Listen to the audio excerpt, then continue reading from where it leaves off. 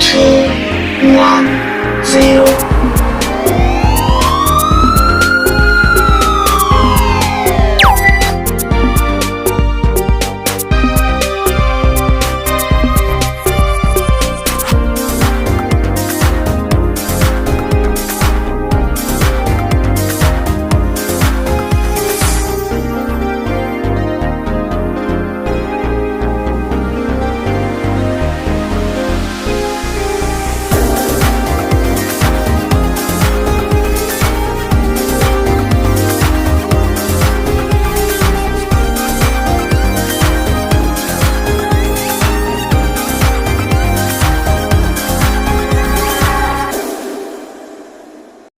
Subhanalladzi sakhkhara lana hadza wa ma kunna lahu muqrinin wa inna ila rabbina lamunqalibun. Rabbana taqabbal minna innaka antas samiul alim wa tub alaina innaka antat tawwabur rahim. Alhamdulillahi rabbil alamin.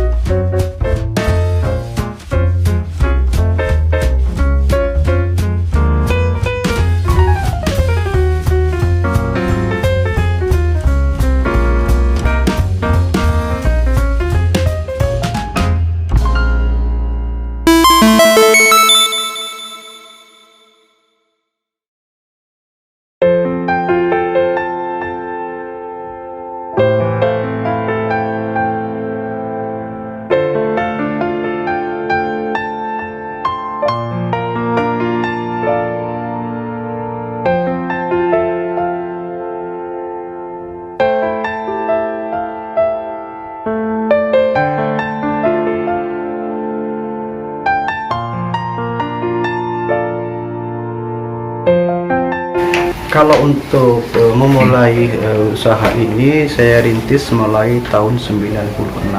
96 saya belajar keramik mulai dari tahun 88 sampai 92. Ya, setelah itu saya istirahat sejenak ya untuk apa namanya memperdalam sendiri ya, tentunya setelah melalui pendidikan. Nah 96 baru terrealisasi saya untuk membangun sendiri studio gitu. Waktu itu masih di Jakarta Barat. Ya memang butuh perjuangan yang sangat panjang gitu ya. Sampai saat ini alhamdulillah saya masih bisa berdiri, bahkan alhamdulillah juga ya sudah menghasilkan lumayan bagus ya dari usaha yang saya rintis ini. Tentunya ini berawal dari sebuah hobi ya.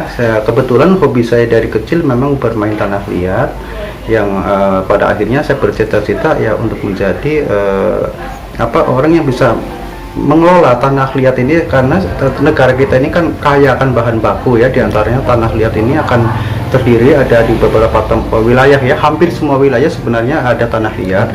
Hanya kemanfaatannya ini masih terbatas sekali orang yang mengerti. Untuk itulah saya juga tergerak untuk mendalami lebih jauh kayak gitu. Nah, alhamdulillah sampai saat ini ya memang tanah liat itu luar biasa ya kemanfaatannya, khususnya untuk kerajinan keramik ya. Jadi tanah liat ini yang bisa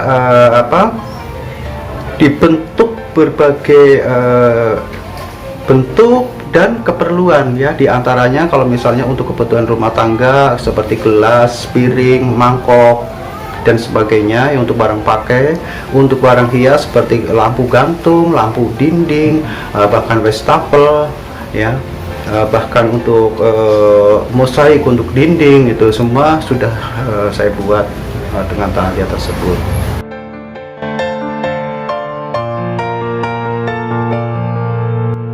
Modal itu relatif ya. Nomor satu modal kita adalah semangat, niat ya. Satu semangat, kedua adapun alat yang kita pergunakan sesungguhnya itu tidak harus yang modern ya. Dengan seperti yang Bapak lihat di depan ini adalah ini alat pembuatan yang sangat sederhana, yang semua tukang kayu pasti bisa membuat ya. Dibuat sendiri Ya, dan alat ini tapi bisa mencetak hasil yang bernilai ratusan juta, bahkan mungkin yang miliaran bagaimana kita marketnya kan gitu ya. Ini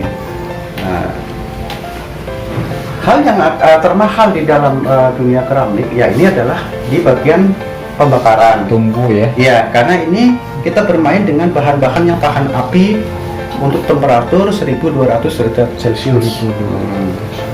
Kenapa untuk mencapai seperti itu? Karena saya ini membuat keramik bukan gerabah. Jadi gitu ya. Jadi saya ibaratnya membidik kalangan yang menengah ke atas ya. Jadi kualitasnya memang untuk internasional gitu ya yang saya pakai. Nah, mahalnya di sini kenapa? Kita ada beberapa diantaranya ya, ada plat yang untuk menyusun barang saat sedang dibakar, dan itu juga butuh bahan-bahan yang tahan panas tinggi. Ya di situ yang kosnya lumayan. Ada set termopakol disebut yang untuk mengukur suhu pada saat pembakaran, untuk menentukan suhu itu berapa tercapainya, dan gitu patokannya.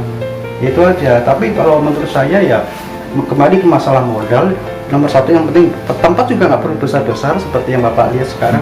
Cukup segini aja sudah cukup ya kita untuk membuka wirausaha membuat kerajinan keramik.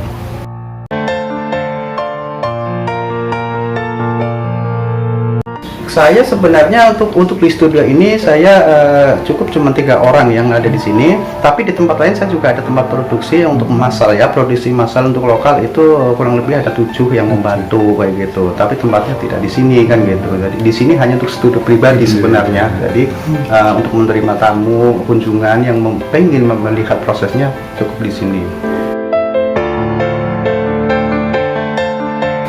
Kesulitan juga pasti ada ya.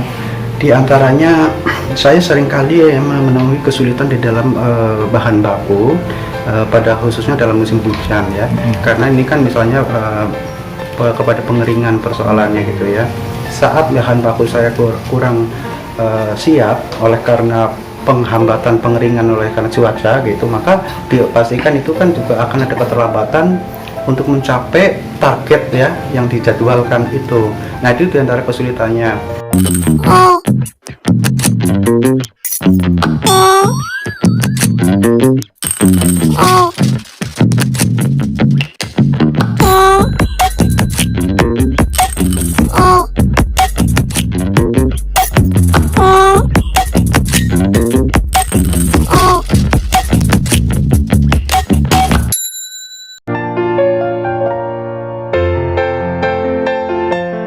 yang namanya solusi selalu ada ya, sebetulnya karena saya itu tadi saya pencari ya, selalu pemikir juga. Setiap ada kendala pasti saya akan cari solusinya. Nah, untuk solusi mengenai keterlambatan pengeringan bahan baku yang selama ini saya misalnya mengandalkan panas matahari atau karena cuaca hujan kan nggak mungkin, matahari jarang, maka saya siasatin dengan bikin plat-plat gipsum. Gipsum itu kan menyerap air.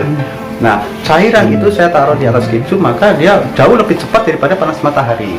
Itu yang saya ketemukan, dan itu luar biasa. Hasilnya jauh lebih banyak.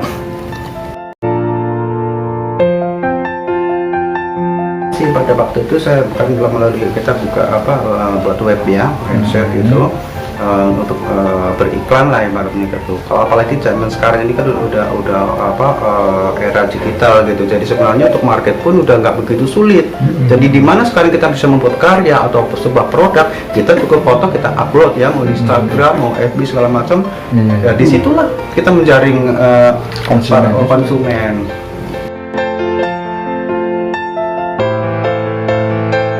Dengan media pameran.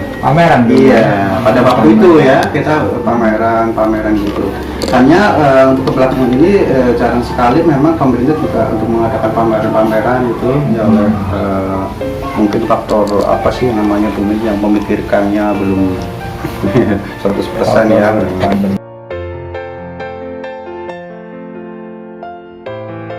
Jepang, Taiwan, Hong Kong, Singapura, Taiwan kalau salah ya. Ya, pokoknya ada 5 negara yang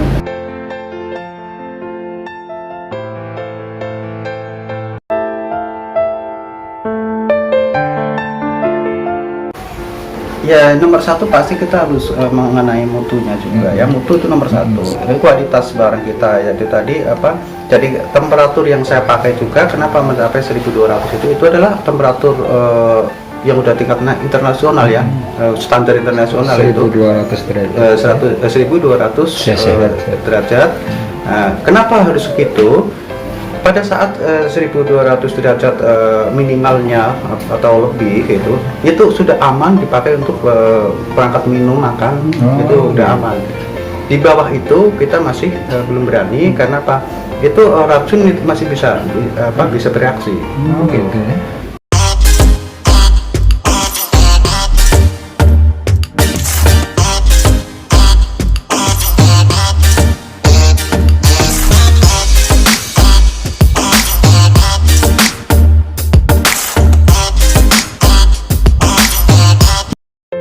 Cara mengujinya juga sangat sederhana. Jadi kalau misalnya terutama di warna hijau itu kan kandungan tembaga, ya, ada kandungan tembaga. Pada saat saya membuat barang yang diminta warna hijau itu, tapi itu yang di bawah 1200 ya. Kalau udah di 1200 minimal itu sudah aman. Di bawah 1200 diminta 1150, saya harus melakukan pengujian minimal pakai cuka. Cuka itu kan bisa pasang yang luar biasa. Saya biarin semalaman. Kalau nanti cuka itu berubah menjadi warna ungu, maka dipastikan ini beracun. Jadi saya tidak akan berani pakai untuk kayak ke restoran kemana barang pakai ya. Saya tidak merekomendasi itu. Karena apa? Itu kan juga berat nanti tuntutan.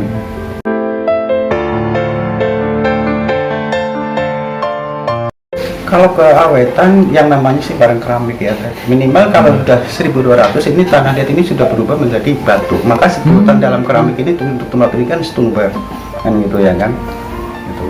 Jadi kecuali tidak jatuh aja kayak gitu ya. Kalau jatuh udah pasti namanya barang pecah belah aja percaya. Tapi kalau untuk itu ketahanan dia pakai ratusan tahun ya gitu. Dia tidak ada ini.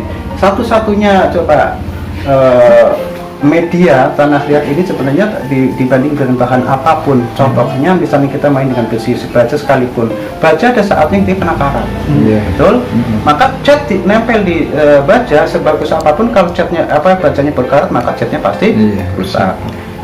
Cat dilapiskan ke kayu, sekuat apapun kayu, ujung-ujungnya 50 tahun 60 tahun dia ada lapuk, rusak juga. Tapi cobalah dicat ini keramik. Keramik ini tidak kena lapuk dan tidak kena ini. Bisa dibayangkan. Itulah kelebihan. Kemungkinan retak dari di dalam produksi ataupun khususnya dalam pengeringan ya, ataupun dalam pembakaran sudah pasti ada. Hanya keretakan itu nanti kita bisa minimalisir gitu ya, dengan apa kita tentunya kita pelajari, misalnya keretakan ini oleh karena hentakan panas yang tiba-tiba biasanya itu yang membuat retak ya, atau dengan penggunaan bahan yang kurang tepat. Misalnya bahan ini dikomposisi, kan ada bahan yang murni, ada bahan yang dikomposisi gitu ya, yang artinya dikomposisi itu lebih dari satu bahan ya, 2 atau 3 bahan yang disatukan. Apabila itu penyatunya nggak benar ya, itu bisa berdampak kepada keretakan, kesalahan teknik produksi. Nah itu juga menyebabkan keretakan pada saat pengeringan.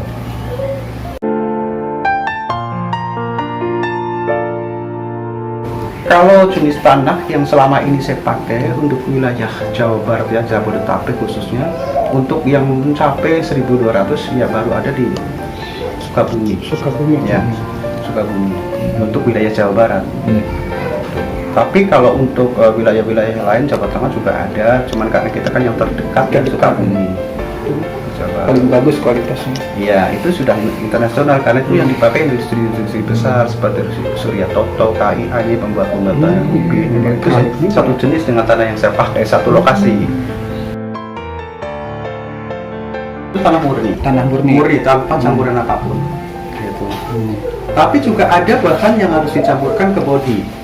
Apa campuran untuk bodi itu? Sebagai penguat, tapi khusus hanya untuk barang-barang yang besar.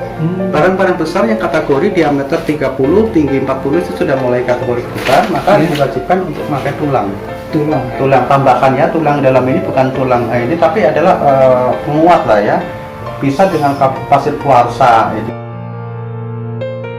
Untuk pembentukan aja itu kan kita bisa, kalau untuk membentuk ini kan kita cepat ya, paling dalam waktu paling maksimum 5 atau selama-lamanya 10 menit kita sudah jadi ya. Setelah ini kan kita ada proses lanjutan, dikeringkan, nanti ada pembubutan bagian bawah itu untuk pembentukan kaki ya. Setelah itu langsung dikasih ornamen, baru pengeringan.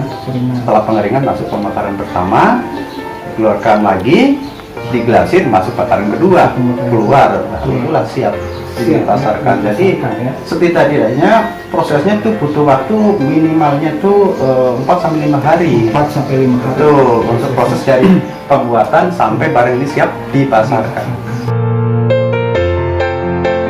Saya akan jelaskan mengenai, karena ini ada pun teknik pembuatan keramik ini sebenarnya tadi kan sudah ada beberapa macam yang sudah saya sebut ya. Saya akan ulang lagi, diantaranya nomor 1, karena ini adalah inian saya memang di sini paknya ya, khususnya saya di sini adalah meja putar. Nah, tapi di luar meja putar juga ada, apabila produknya itu massal maka saya akan buat cetakan bahan dari gipsum. Saya cuma punya 1 master, saya buat cetakannya, maka kalau cetakannya pun saya siapkan 20 atau 30 biji sehari, bisa mencetak 200 sekaligus dengan ukuran dan bentuk yang sama. Hanya butuh waktu dalam pembuatan master. Yang kedua ada sistem slab. Slab itu adalah lempengan yang nanti di roll, itu biasanya untuk yang bentuk segi empat yang bersudut ya, yang bersudut itu gitu. Ada juga cetak namanya pin juga ada. Kalau pinch contohnya misalnya kayak gini, ini pencet kayak ini juga salah satu yang lebih sederhana. Dan ini kelihatannya gampang, ini juga dibutuhkan belajar dan keahlian untuk kita memperoleh instingnya. Dan ini pun kita sudah bisa membuat beberapa barang fungsional, diantaranya misalnya kayak gini tempat sambal. Suka ada di rumah makan. Iya, ini bisa berbentuk kayak kuali, contohnya kayak gini. Ya. Coba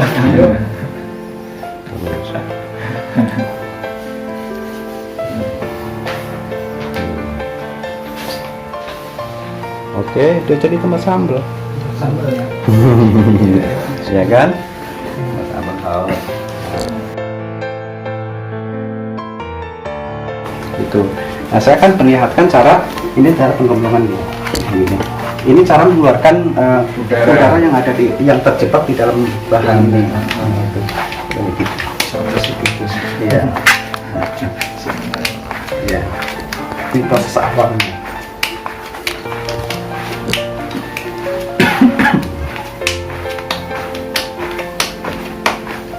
di sini terlihat ada rongga-rongga nih. Ini adalah bekas udara-udara yang ada. Nah, sampai nanti ini ketemu seperti ini rata, bahwa ini berarti dipastikan udah padat. Nah, tunjuk seperti ini. Ini udah padat ya. Nah, selanjutnya biasanya saya akan timbang. Timbang itu untuk bisa memudahkan untuk mendapatkan ukuran yang kita tuju ya.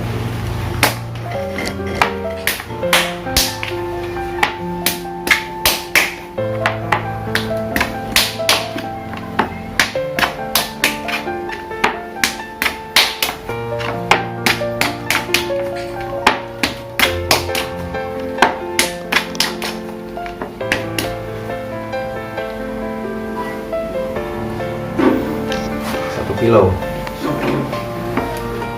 untuk memudahkan center Itu bikin gula. iya.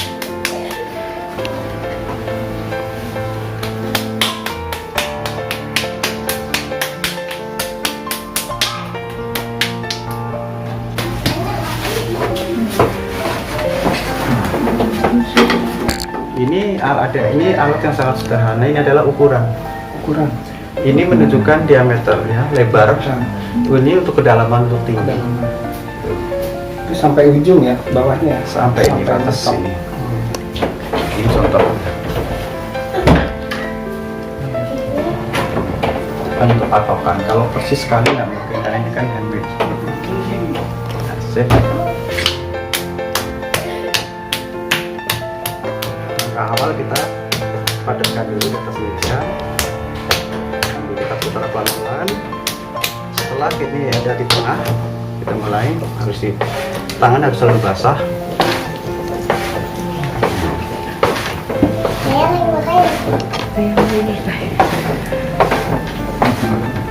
Ini namanya centering ya, centering. Jadi dia harus di tengah kayak ini gitu loh, sampai berasa tidak ada tendangan yang melawan gitu.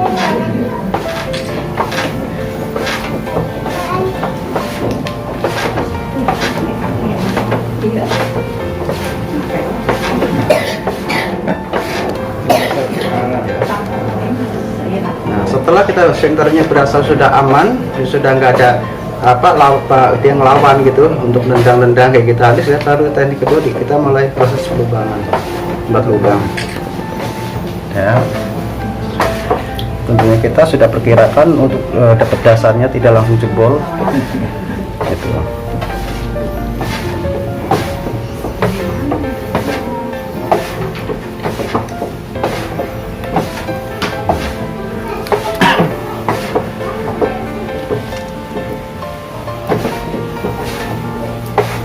Nah, setelah ini baru siap kita naikkan di dinding.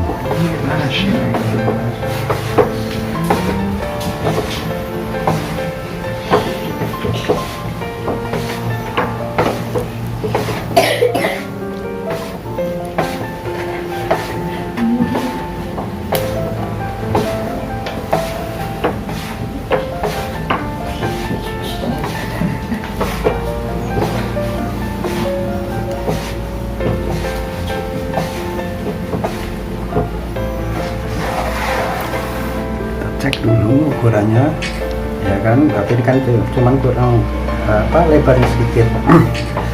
Nah, kita sambil ngepasin ukuran sekaligus untuk membuat bentuknya.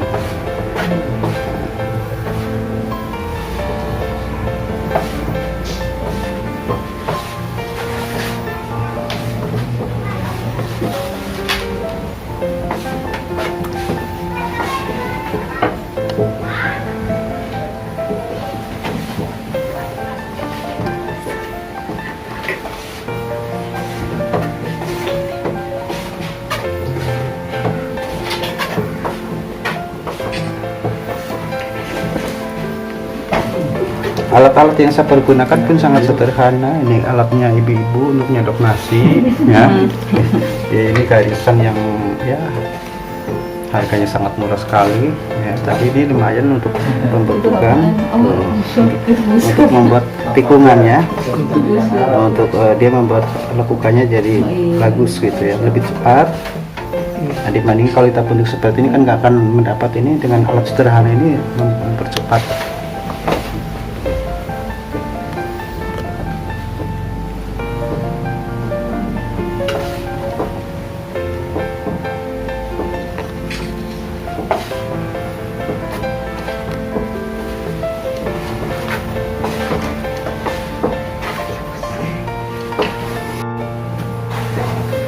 cek ulang dulu ukuran.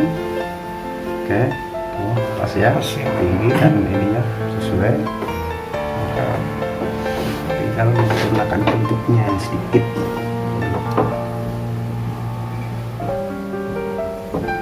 Betul, ini nanti kita tinggal finishing, lanjutkan ya, detail sudut-sudutnya itu nanti saat sudah agak mengeras gitu ya.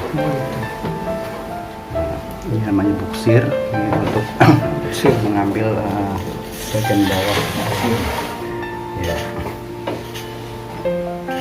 Alat-alat ini kita bisa buat sendiri semua, model kawat aja, dikasih gagang untuk sesuai dengan kebutuhan kita. Ini barang sudah siap diangkat. Nah, ini cara memotongnya pakai benang ya, benang ini benang sol ya, udah tinggal diangkat ya. Nah, kemudian karena saya akan kasih yang tercepat lagi, paling cepat adalah bikin.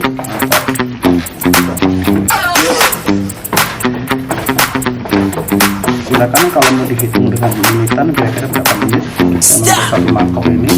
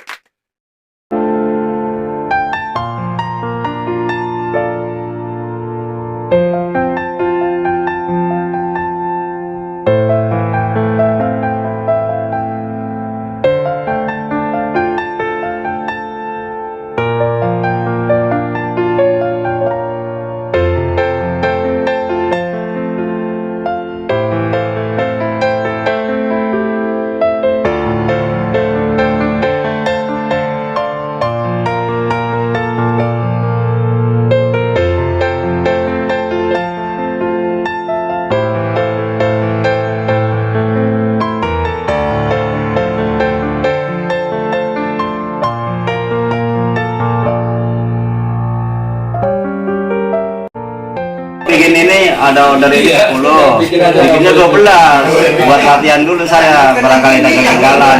Mungkin dicek sama Bapak ya. Ya, tapi alhamdulillah langsung oke gitu. Berapa lama tadi Pak belajarnya? Nggak bisa.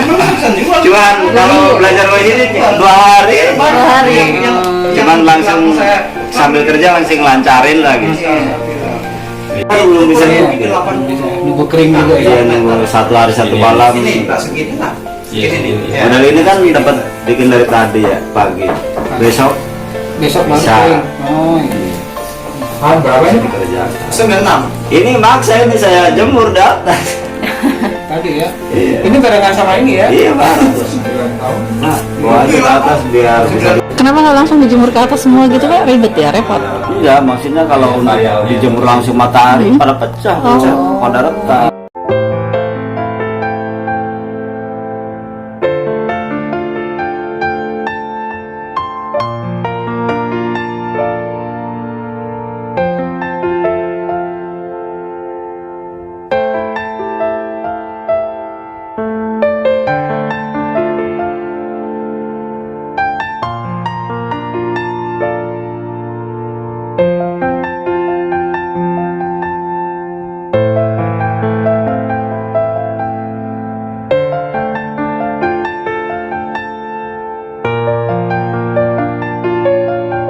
Angkat coba kita kualitas barang ininya. Oh, Ya, dari bunyinya beda kan? Buat alat makan ya? Kali ini pot. Pot. ini berapa? Nama ininya, pemesan itunya. Oh.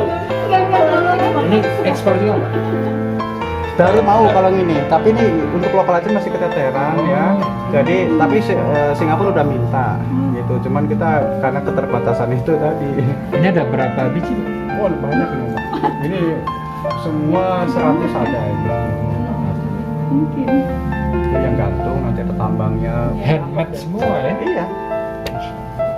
Coba dari tanah liat ya itu. Iya, iya, Orang-orang iya, merasa semua kotor jangan kotor kayak gitu. Cacinya kayak gitu. Justru dari kotor itulah yang bisa menghasilkan. Nah ibu sini mau ngelebih supaya biar empuk biar ngapain? Nggak ada pakai tanah ini, Pak.